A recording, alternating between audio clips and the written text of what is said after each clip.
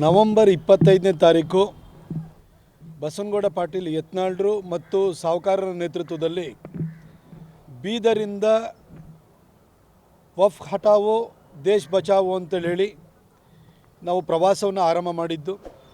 ತದನಂತರ ಅದು ಯಾದಗಿರಿ, ಗುಲ್ಬರ್ಗ, ರಾಯಚೂರು ಈ ಭಾಗಗಳಿಗೆಲ್ಲ ಹೋಗಿ ಬಂದಿದ್ದರು ಎಲ್ಲ ಸೀನಿಯರ್ ಲೀಡರ್ಸು. ನಿನ್ನೆ ತೇರ್ದಾಳಕ್ಕೆ ಬಂದಿದ್ದು, ಒಂದು ಸಾರ್ವಜನಿಕ ಸಭೆನೂ ಕೂಡ ಆಯಿತು. ಭಾಳ ದೊಡ್ಡ ಪ್ರಮಾಣದಲ್ಲಿ ರೈತರು ಬಂದಿದ್ದರು, ಸಾವಿರಾರು ಜನ ಹಿತೈಷಿಗಳು ಬಂದು ಕಾರ್ಯಕ್ರಮವನ್ನು ಯಶಸ್ವಿಗೊಳಿಸಿದರು. ಇವತ್ತು ಬೆಳಗಾಂ ನಗರದಲ್ಲಿದೆ. ಈ ಒಂದು ಸಭೆಯನ್ನು ಕೂಡ ಬಸನಗೌಡ ಪಾಟೀಲ್ ಯತ್ನಾಳ್ರು ಮತ್ತು ರಮೇಶ್ ಜಾರಕಿಹೊಳಿ ಅವರ ನೇತೃತ್ವದಲ್ಲಿ ಮಾಡ್ತಾಯಿದ್ದೀವಿ. ನಾವೆಲ್ಲ ಬಂದಿದ್ದೀವಿ. ರೈತರು ಭಾಳ ದೊಡ್ಡ ಸಂಖ್ಯೆಯಲ್ಲಿ ಬಂದು ತಮಗಾಗ್ತಾ ಇರುವಂಥ ಅನಾನುಕೂಲ, ವಫ್ನ ಕಬಳಿಕೆ ನೀತಿಯಿಂದ ಆಗ್ತಾ ಇರುವಂತಹ ತೊಂದರೆಯ ಬಗ್ಗೆ ನಮಗೆ ಸ್ಥಳದಲ್ಲೇ ಬಂದು ಮಾಹಿತಿನ ಕೂಡ ಕೊಡ್ತಾ ಇದ್ದಾರೆ. ಕಾರ್ಯಕ್ರಮವನ್ನು ಕೂಡ ಯಶಸ್ವಿಗೊಳಿಸ್ತಾ ಇದ್ದಾರೆ. ಇವತ್ತು ಬೆಳಗಾಂನಲ್ಲಿ ಒಂದು ದೊಡ್ಡ ಕಾರ್ಯಕ್ರಮವನ್ನು ನಾವು ಇಂಡೋರ್ನಲ್ಲಿ ಮಾಡ್ತಾಯಿದ್ದೀವಿ. ವಿಜೇಂದ್ರ ಅವರು ಡೆಲ್ಲಿಯಿಂದ ವಾಪಸ್ ಬಂದಿದ್ದಾರೆ. ಯತ್ನಾಳ್ ಟೀಮ್ ವಿರುದ್ಧ ಯಾವುದೇ ದೂರು ಕೊಟ್ಟಿಲ್ಲ ಅಂತ ಹೇಳಿ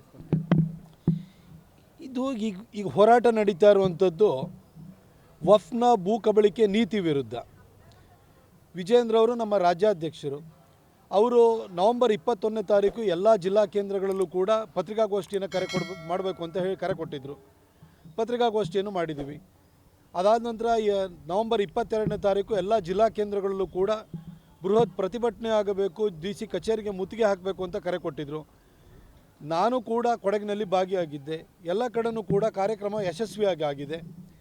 ಈ ಭಾಗದಲ್ಲಿ ವಿಜಾಪುರದಿಂದ ಬಸನಗೌಡ ಪಾಟೀಲ್ ಯತ್ನಾಳ್ರು ಅಹೋರಾತ್ರಿ ಧರಣಿಯನ್ನು ಮಾಡಿ ಸ್ಥಳಕ್ಕೆ JPC ಚೇರ್ಮನ್ನು ಜಗದಾಂಬಿಕಾ ಪಾಲ್ ಅವ್ರನ್ನ ಕರೆಸಿ, ಕೇಂದ್ರ ಸಚಿವೆಯಾಗಿರುವಂಥ ಶೋಭಾ ಕರಂದ್ಲಾಜೆ ಅವ್ರನ್ನೂ ಕೂಡ ಕರೆಸಿ, ಪ್ರಹ್ಲಾದ್ ಜೋಶಿಯವರು ಪ್ರತಿಯೊಬ್ಬರನ್ನು ಕೂಡ ಕರೆಸಿ ಒಂದು ಯಶಸ್ವಿ ಹೋರಾಟವನ್ನು ಮಾಡಿದರು. ಈ ಭಾಗದಲ್ಲಿ ಸಾಕಷ್ಟು ಕಡೆಯಿಂದ ಜನರಿಂದಲೇ ಮನವಿ ಬಂದ ಕಾರಣಕ್ಕೋಸ್ಕರವಾಗಿ ಯತ್ನಾಳ್ರು, ಸಾವುಕಾರರು ಈ ಭಾಗದಲ್ಲಿ ಹೋರಾಟವನ್ನು ಕೈಗೆತ್ತಿಕೊಂಡಿದ್ದಾರೆ. ಇದು ಒಟ್ಟಾರೆ ಇದು BJP ಹೋರಾಟ. ಇದು ಯಾವುದೇ ವ್ಯಕ್ತಿಯ ವಿರುದ್ಧ ಹೋರಾಟ ಅಲ್ಲ. ವಿಜೇಂದ್ರ ಅವರು ಇರ್ಬೋದು, ಅಥವಾ ಯತ್ನಾಳ್ರು ಇರ್ಬೋದು, ಸಾವುಕಾರರು ಇರ್ಬೋದು, ಅಥವಾ BJP ಯಾವುದೇ ಕಾರ್ಯಕರ್ತ ಇರ್ಬೋದು, ನಮ್ಮೆಲ್ಲರ ಗುರಿ, ಉದ್ದೇಶ, ಸಂಕಲ್ಪ ಅನ್ನೋದು ವಫ್ನ ಕಬಳಿಕೆ ನೀತಿ ಏನಿದೆಯಲ್ಲ ಅದಕ್ಕೆ ತಡೆ ಹಾಕಿ ನಮ್ಮ ರೈತರ ಭೂಮಿಯನ್ನು ಉಳಿಸ್ಕೊಳ್ಳುವಂಥದ್ದು ನಮ್ಮೆಲ್ಲರ ಗುರಿ ಉದ್ದೇಶವಾಗಿದೆ. ಹಾಗಾಗಿ ಇದರಲ್ಲಿ ಏನು ಅಪಸ್ವರಕ್ಕಾಗಲಿ ಅಥವಾ ಇಲ್ಲಿ ಅಭಿಪ್ರಾಯ ಭೇದಕ್ಕಾಗಲಿ ಅವಕಾಶನೇ ಇಲ್ಲ. ಇಲ್ಲಿ ರೇಣುಕಾಚಾರ್ಯ ಟೀಮ್ ನಿಮ್ಮ ವಿರುದ್ಧ ವಾಗ್ದಾಳಿಯನ್ನು ಮಾಡ್ತಾ ಇದೆ, ನೀವು ಹೊರಗೆ ಹಾಕಿ ಪಕ್ಷದಿಂದ ಉಚ್ಚಾಟನೆ ಮಾಡಿ ಅಂತ ಹೇಳಿ ನಾನು ನೆನ್ನೆನೂ ಕೂಡ ಹೇಳಿದ್ದೆ. ಈ ಅಪ್ರಸ್ತುತ ವ್ಯಕ್ತಿಗಳು ಜನರಿಂದ ತಿರಸ್ಕೃತವಾಗಿ ಮೂಲ ಗುಂಪಾಗಿರುವಂಥ ವ್ಯಕ್ತಿಗಳ ಮಾತಿಗೆ ಉತ್ತರ ಕೊಡಬೇಕಾದ ಅಗತ್ಯ ಇಲ್ಲ. ಇಡೀ BJP ನಮ್ಮ ರಾಜ್ಯಾಧ್ಯಕ್ಷರ ನೇತೃತ್ವದಲ್ಲೂ ನಡೀತಾ ಇದೆ. ಬೇರೆ ಬೇರೆ ಭಾಗದಲ್ಲಿ ನಮ್ಮ ಜಿಲ್ಲಾ ಪಕ್ಷದ ಸಂಘಟನೆ ಮುಖಾಂತರವಾಗಿ ನಡೀತಾ ಇದೆ. ಇಲ್ಲಿ ಬಸನಗೌಡ ಪಾಟೀಲ್ ಯತ್ನಾಳ್ರು ಸಾವುಕಾರರು ಮಾಡ್ತಾಯಿದ್ದಾರೆ.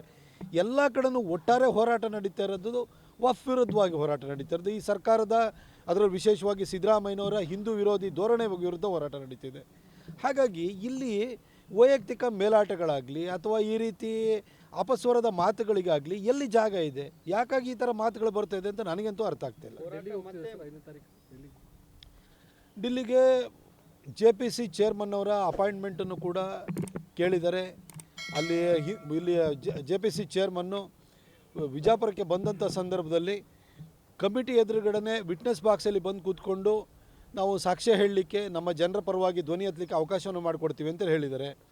ಅವ್ರ ಜೊತೆ ಇನ್ನೊಂದು ಸುತ್ತಿನ ಮಾತುಕತೆಯೂ ಆಗಿದೆ. ಖಂಡಿತ ಅವರನ್ನು ಕೂಡ ಭೇಟಿ ಆಗ್ತೇವೆ. ಇದು ಒಟ್ಟಾರೆಯಾಗಿ ನಮ್ಮ ರೈತರ ಭೂಮಿಯನ್ನು ಉಳಿಸ್ಕೊಳ್ಳುವಂಥ ಒಂದು ಹೋರಾಟ ಆಗಿದೆ. ಕೇಂದ್ರದಲ್ಲಿ ಮೋದಿಜಿಯವರು ವಫ್ ಕಾಯ್ದೆಗೆ ತಿದ್ದುಪಡಿ ತರಬೇಕು ಅಂತ ಸುಮಾರು 40 ತಿದ್ದುಪಡಿಗಳಿಂದ ತರೋದಕ್ಕೆ ಸಿದ್ಧತೆ ನಡೀತಾ ಇದೆ. ಈ ಮಧ್ಯದಲ್ಲಿ JPCಗೆ ಟೈಮನ್ನು ಎಕ್ಸ್ಟೆಂಡ್ ಮಾಡಿದ್ದಾರೆ. ಇದನ್ನು ತಿದ್ದುಪಡಿಯನ್ನು ತರ್ತಾರೋ ಅಥವಾ ಕಾಯ್ದೆನೇ ಬರ್ಖಾಸ್ತು ಮಾಡ್ತಾರೋ, ನಾವು ಕಾಯ್ದೆನೇ ರದ್ದು ಮಾಡಬೇಕು ಅಂತ ಹೇಳಿಬಿಟ್ಟು ನಾವು ಕೇಳ್ಕೊಳ್ತಾ ಇದ್ದೀವಿ. ಒಟ್ಟಾರೆ ಮೋದಿಜಿಯವರು ಕೇಂದ್ರದಲ್ಲಿ ಒಂದು ಸೂಕ್ತವಾದ ನಿರ್ಧಾರವನ್ನು ತೆಗೆದುಕೊಳ್ತಾರೆ. ಹಾಗಂತ ನಮ್ಮ ಜನರ ಪರವಾಗಿ ಧ್ವನಿ ಎತ್ತಿ ಜನರ ಅಳಲು ಮತ್ತು ನೋವನ್ನು ಮೋದಿಯವರ ಸರ್ಕಾರಕ್ಕೆ ನಾವು ಮನವರಿಕೆ ಮಾಡಿಕೊಡ್ಬೇಕಾದದ್ದು ನಮ್ಮ ಜವಾಬ್ದಾರಿಯಾಗಿದೆ. ಆ ಜವಾಬ್ದಾರಿಯನ್ನು ನಾವು ಮಾಡ್ತಾಯಿದ್ದೀವಿ.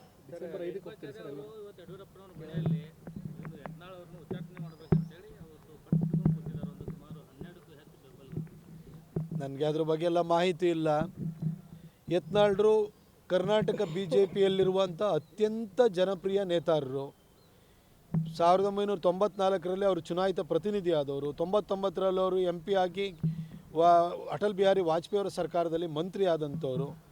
ಈ ಭಾಗದಲ್ಲಿ ದೊಡ್ಡ ಅಭಿಮಾನಿ ವರ್ಗವನ್ನು ಇಟ್ಕೊಂಡಿದ್ದಾರೆ. ಅವರು ಕರಾವಳಿಯಿಂದ ಉತ್ತರ ಕರ್ನಾಟಕದವರೆಗೂ ಕೂಡ ಎಲ್ಲ ಕಡೆನೂ ಕೂಡ ಅಪಾರ ಅಭಿಮಾನಿಗಳನ್ನು ಸಂಪಾದನೆ ಮಾಡಿಕೊಂಡಿರೋ ವ್ಯಕ್ತಿಗಳು. ನಮ್ಮ ಪಕ್ಷಕ್ಕೊಂದು ಅಸೆಟ್ಟು. ಎಲ್ಲರ ಒಂದು ಶಕ್ತಿ ಒಟ್ಟು ಸೇರಿದಾಗ ಪಕ್ಷ ಬಲಗೊಳ್ಳುತ್ತೆ. ಈ ನಿಟ್ಟಿನಲ್ಲಿ ನಮ್ಮ ಚಿಂತನೆ, ನಮ್ಮ ಪ್ರಯತ್ನ ನಡೆದಿದೆ. ಬೇರೆಯವ್ರ ಚಿಂತನೆ ಏನಿದೆ ಅಂತ ನನಗೆ ಗೊತ್ತಿಲ್ಲ. ಸರ್, ರೆಬಲ್ಸ್ ನಾಯಕರು ಪರೋಕ್ಷವಾಗಿ ವಿಜಯೇಂದ್ರ ವಿರುದ್ಧವೇ ಹೋರಾಟ ಮಾಡ್ತಿದ್ದಾರೆ ಅನ್ನೋ ಚರ್ಚೆ ಕೂಡ ಇರುವಂಥ ನಮ್ಮ ಯಾವುದೇ ಹೋರಾಟ ಆಗಲಿ, ನಮ್ಮ ಯಾವುದೇ ವೇದಿಕೆಗಳಾಗಲಿ, ಅಲ್ಲಿ ಯಾವ್ದಾದ್ರು ವ್ಯಕ್ತಿಗಳ ಬಗ್ಗೆ ನಾವು ಹೋರಾಟವನ್ನು ಮಾಡ್ತಾ ಇದ್ದೀವಿ ಅಥವಾ ಧ್ವನಿ ಎತ್ತುತ್ತಾ ಇದ್ದೀವ, ನಾವು ಧ್ವನಿ ಎತ್ತುತ್ತಾ ಇರೋದು, ಹೋರಾಟವನ್ನು ಮಾಡ್ತಾ ಇರೋದು ವಫ್ನ ಭೂ ಕಬಳಿಕೆ ನೀತಿಯ ವಿರುದ್ಧ. ಅವರು ಪದೇ ಪದೇ ಹೇಳ್ತಾರಲ್ಲ ಸರ್, ವಿಜಯೇಂದ್ರ ಅವ್ರ ಬಗ್ಗೆ ವಾಗ್ದಾಳಿ ಮಾಡ್ತಾರೆ.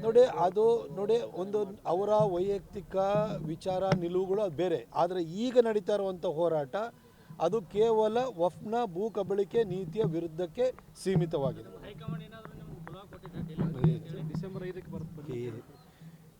ಈಗ ನಾವು ಒಳ್ಳೆ ಕೆಲಸವನ್ನು ಮಾಡ್ತಾ ಇದ್ದೀವಿ, ಅದು ಹೈಕಮಾಂಡ್ ಗಮನದಲ್ಲೂ ಇದೆ. ಇಲ್ಲ ಅಂತಂದರೆ ಇದಕ್ಕೆ ಇಷ್ಟೆಲ್ಲ ಬೆಂಬಲ ಯಾಕೆ ಸಿಗ್ತಾ ಇತ್ತು? ಕೇಂದ್ರ ಸಚಿವೆ ಶೋಭಾ ಕರಂದ್ಲಾಜೆಯವರೇ ಸ್ಥಳಕ್ಕೆ ಬಂದು ಕೂತ್ಕೊಳ್ತಾರೆ, 3 ದಿನ 4 ದಿನ ಅಹೋರಾತ್ರಿ ಧರಣಿಗೆ ಬರ್ತಾರೆ ಅಂತೇಳಿ ಹೇಳಿದರೆ, ಇದು BJP ಸಂಘಟಿತವಾದಂಥ ಹೋರಾಟವನ್ನು ಮಾಡ್ತಾ ಇದೆ. ಇಲ್ಲಿ ವ್ಯಕ್ತಿ ಈಗ ಯತ್ನಾಳರು ಕರ್ನಾಟಕದಲ್ಲಿ ಮೋಸ್ಟ್ ಪಾಪ್ಯುಲರ್ BJP ಲೀಡ್ರು. ಹಾಗಂತ ನಾನು ಹೊಟ್ಟೆ ಕಿಚ್ಚು ಪಡ್ಕೊಳಕ್ಕಾಗುತ್ತಾ? ಅವರು ನಮ್ಮ BJP ಅವರಲ್ವಾ? ಅವರ ಪಾಪ್ಯುಲಾರಿಟಿಯಿಂದ ಲಾಭ ಆಗೋದು ಯಾರಿಗೆ? BJPಗೆ. ವಿಜಯೇಂದ್ರ ಅವರು ನಮ್ಮ ರಾಜ್ಯಾಧ್ಯಕ್ಷರಾಗಿದ್ದಾರೆ, ಅವರು ಸಂಘಟನೆಯನ್ನು ಮಾಡ್ತಾ ಇದ್ದಾರೆ. ಅದರಿಂದ ಲಾಭ ಆಗೋದು ಯಾರಿಗೆ? BJPಗೆ. ಈಗ ನಾವು ಕೂಡ ಕೈ ಜೋಡಿಸಿ ಎಲ್ಲ ಕಡೆನೂ ಕೆಲಸವನ್ನು ಮಾಡ್ತಿದ್ವಿ, ಹೋರಾಟವನ್ನು ಮಾಡ್ತಿದ್ವಿ. ಇದರಿಂದ ಪಕ್ಷ ಸಂಘಟನೆ, ಪಕ್ಷ ಬಲಗೊಳ್ಳುವಂಥದ್ದು ಆಗ್ತಾ ಇದೆ. ಇದರಿಂದ ಒಟ್ಟಾರೆ BJPಗೆ ಲಾಭ ತಾನೆ. ಆ ಕೆಲಸವನ್ನು ನಾವು ಅಷ್ಟು ಮಾಡ್ತಾಯಿದ್ದೀವಿ. ಹಂಗೆ ನೋಡ್ರಿ, ಕಾಂಗ್ರೆಸ್ನಲ್ಲಿ ಎಲ್ಲರೂ ಒಂದೊಂದು ಬಾಗಿಲು, ಎಲ್ಲರೂ ಒಂದು ಅಂಗಡಿ ಓಪನ್ ಮಾಡ್ಕೊಂಬಿಟ್ಟಿದ್ದಾರೆ. ಇಲ್ಲಿ ಅಲ್ಲೇ ನೀವು ಯೋಚನೆ ಮಾಡಿ, ಪ್ರತಿನಿತ್ಯ ಸಿದ್ದರಾಮಯ್ಯನವರು ಚೇರ್ ಉಳಿಸ್ಕೊಳ್ಳೋದಕ್ಕೋಸ್ಕರ ಇವಾಗೆಲ್ಲ ಸಮಾವೇಶ ಮಾಡೋಕ್ಕೆ ಅಂತ ಹೊರಟಿದ್ರೆ, ಚೇರ್ ಎಳಿಬೇಕು, ಯಾವಾಗ ಹೇಳಿದ್ಬಿಟ್ಟು ಅಲ್ಲಿ ಕೂತ್ಕೋತೀನಿ ಅಂತ DK ಶಿವಕುಮಾರ್ ಅವರು ಕಾಯ್ತಾನೇ ಇದ್ದಾರೆ. ಈ ಮಧ್ಯದಲ್ಲಿ ನಾನೆಲ್ಲಿ ಬಂದು ಆಗಲು ಅಂತ ಸತೀಶ್ ಜಾರಕಿಹೊಳಿ ಅವರು ಯೋಚನೆ ಮಾಡ್ತಾ ಇರ್ತಾರೆ. ನಾನು ಅಧ್ಯಕ್ಷ ಆಗ್ಬೋದು, ನಾನು ಮುಖ್ಯಮಂತ್ರಿ ಆಗೋ ಅರ್ಹತೆ ಇದೆ ಅಂತ ಅವರು ಹೇಳ್ಕೊಳ್ತಿದ್ದಾರೆ.